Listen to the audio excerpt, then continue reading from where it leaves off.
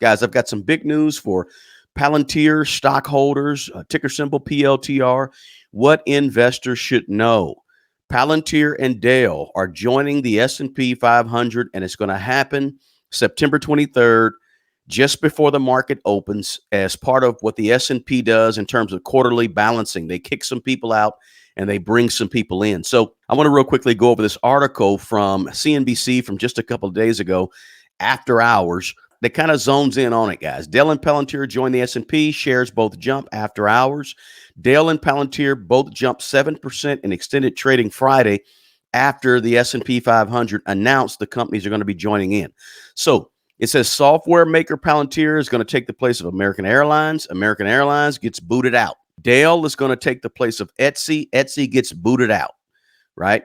Shares of the companies added to the benchmark often rally after the announcement because fund managers who track the indexes regularly update their portfolios. So this is big news. This is big for companies to jump on and join the S&P 500. It says for Dell, the announcement marks a return to the benchmark index.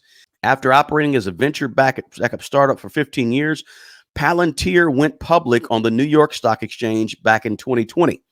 And in the fourth quarter of 2022, Palantir started posting profits. In the second quarter, Palantir's net income totaled $135 million, up from $27 million in the same period from a year earlier. The annual revenue growth has accelerated for 4 quarters in a row, which we're going to talk about as one of the criteria for actually making it onto the S&P 500.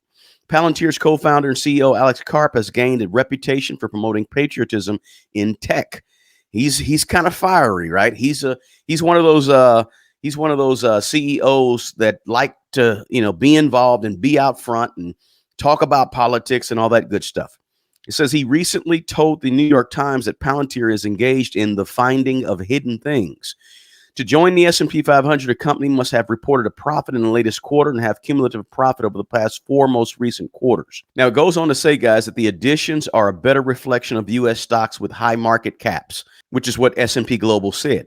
The median market cap of companies in the index now is about $33.5 billion, and Palantir has a market cap of over $67 billion, which Dell is valued at $72 billion. So very, very good information if you are a stockholder of Palantir, Dell too, but Palantir has a special place because of who they are. Now, let's look at what Palantir stock has been doing, guys. Currently trading at $30.33 over the 5-day. We saw a big boost after hours. That was what was just mentioned in the article. But over the month, we've seen Palantir kind of have a little rockiness to it, right? But at the same time, we look at it year to date, we see that it's up. Start the year at $16 per share, $16.58. And again, now we're up to $30.33, up 82%. Year to date, year over year, Palantir is up about 100%, right? Huge in the last year. Now, there's a lot of people that are saying Palantir could be the next NVIDIA or move like NVIDIA has moved. Keep your eyes open to that, guys. If you're interested, perhaps you want to add Palantir to your stock watch list, but make sure you do your research and understand everything about the stock from a qualitative standpoint, meaning the company, its moat, and all that good stuff, management, leadership, all that, but also from a quantitative standpoint, making sure you understand the numbers of Palantir. So Palantir has witnessed a really huge jump in the last 1 year over year, as well as since the beginning of the year. And so now that they're in the S&P 500, you can really start saying, okay, this may be a stock to really get serious about. I mean, just to make it to the S&P 500, you've got to have a certain market cap. In order to get into the S&P 500, they're also going to look at the fact that the stock has to be already listed on a U.S. exchange, which we know Palantir has already been, which we just read. At least 50% of its shares have to be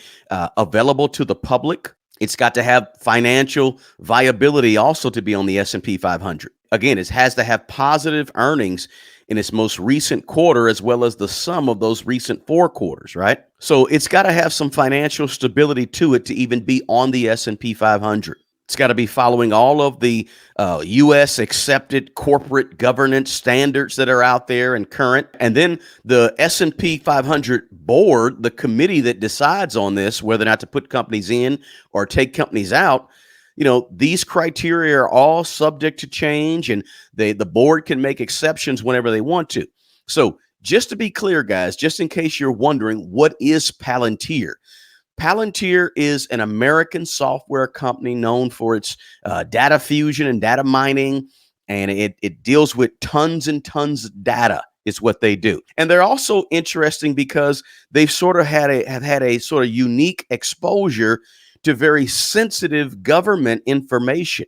Many of their clients, remember, Palantir is most known and started out doing government contracts, right? Supporting government agencies using their surveillance and all this big data stuff to manage and monitor data and all that good stuff. So Palantir was basically a software surveillance company. And they did that for years. And now they're just now moving into out of the government space. They still have a large presence in the government, but they're moving into the more corporate world. And there's lots of room to grow for this company, right? Being in the S&P 500 brings some solid legitimacy to this company. And what does it mean for companies that get kicked out of the S&P 500, right? It means their market cap went down. It means their financial performance is not as good as it had been. It could be some mergers, some acquisitions, some restructuring, a lot of things that are involved in removing companies from the S&P 500. But when a company leaves the S&P 500, it can have an impact negatively, obviously, because you have human beings that are investing and not investing and selling, et cetera. So it can sort of bring companies down, and vice versa for Dale and Palantir. Joining the S&P 500 can do wonders for its stock. So this is a positive outlook and positive move for Palantir. If you are a PLTR follower or a holder of the stock or someone who's looking at potentially investing in the stock. So Palantir, I think they're at a 55-45 split, meaning 55% of their contracts is still government contracts. 45% is coming from the new commercial world, which they're venturing into now. But Palantir, it's an AI-driven data analytics company, right? Cybersecurity, information systems, and all of that global security stuff that countries want and now companies want. Palantir is one of the leaders in that area. And they're currently making a major shift, right? And trying to expand into not relying so heavily on government contracts. So that is going to be an interesting take on Palantir moving forward. Can they transition out of that government space well? If you look at Palantir's most recent 10Q, they talk about how they have increased their revenues in the commercial space by more than 33% year over year, and their concerted effort to really boost their commercial sales as well. So definitely a stock to watch if you're buying individual stocks is Palantir. Could it be a good potential buy for some of you individual investors? Absolutely. After you've done all of your qualitative and quantitative research and looked at all the fundamentals and looked over your checklist to see if Palantir fits your models, fits your morals, fits your values and your core beliefs and all that, it could be a stock to buy. At least it could be a stock to put on your watch list, right?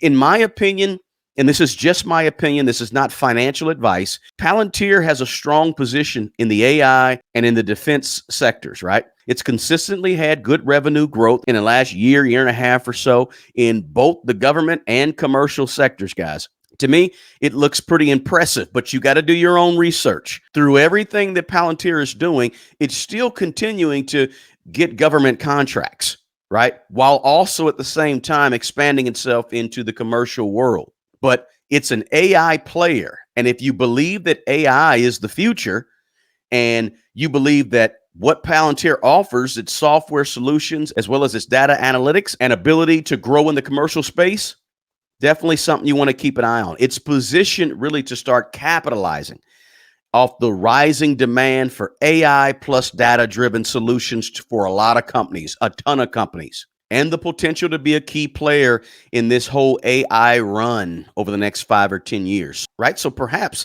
Palantir has good upside for a lot of years to come. Big news for Palantir stock, ticker symbol PLTR. This is what you as investors should know. Guys, I hope this was helpful for you and at least gave you something to consider. Maybe another stock to put on your watch list, or even a stock to see how its percentages are going to connect into your ETFs that you may already own that's heavy in tech, as well as the S&P 500 ETFs that are out there as well that you may have. Guys, drop me a comment below and let me know if this was helpful for you. And let me know what's your position on Palantir. Have you done some research and what do you think? Let me know in the comments section below. Hey, the best person who's going to take care of the old you is the young you. Guys, take good care of yourself and take care of other people. Until the next video, peace.